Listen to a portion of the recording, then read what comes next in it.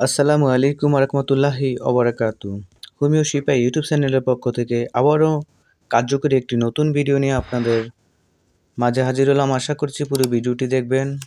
সকলের প্রতি অনুরোধ থাকবে আমাদের চ্যানেলটিকে সাবস্ক্রাইব করে বেল আইকনটি বাজিয়ে রাখবেন। আপনাদের উপকারে আসে এমন কিছু ভিডিও নিয়মিত দেওয়ার জন্য চেষ্টা করব ইনশাআল্লাহ।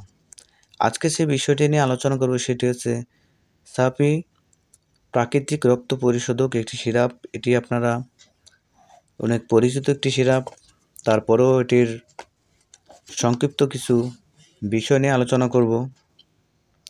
তো সিরাপটির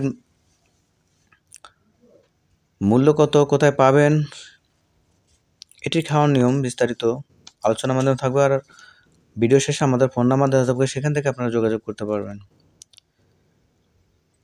সাপি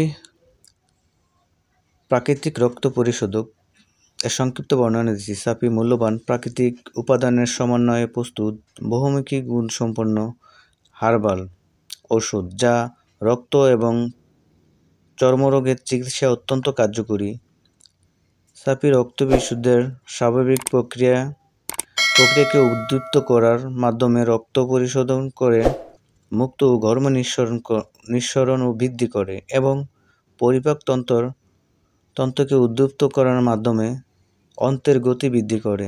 সাপি নাকের রক্তক্ষরণ বন্ধ করে, কোষ্ঠকাঠিন্য নিরাময় করে, কোষ রোগ প্রতিরোধ ক্ষমতা বৃদ্ধি করে এবং ঋতুকালীন পরবর্তী সৃষ্ট বিভিন্ন রোগ প্রতিরোধ কার্যকরী ভূমিকা রাখে।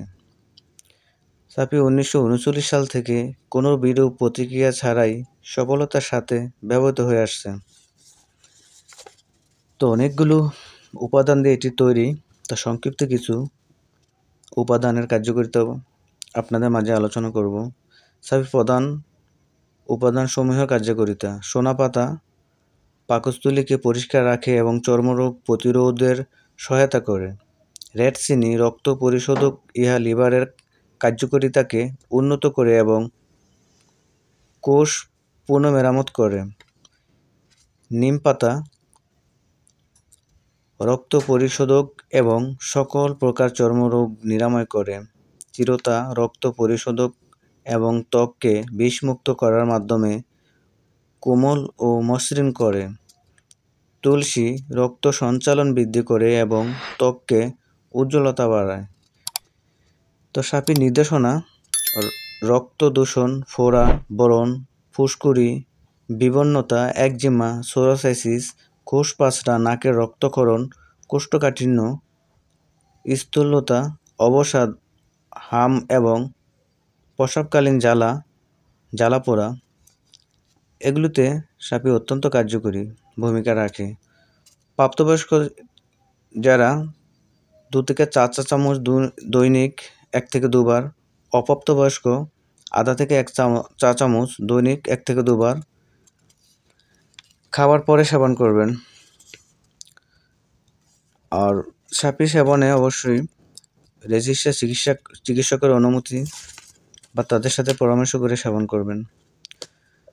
তো ভিডিওটি কেমন লাগলো? যদি ভালো লাগে থাকে তাহলে লাইক আর কমেন্ট করে আপনার মতামত জানিয়ে দিবেন। তো সকলের সুস্বাস্থ্য কামনা। আল্লাহ হাফেজ। সকলকে অসংখ্য ধন্যবাদ।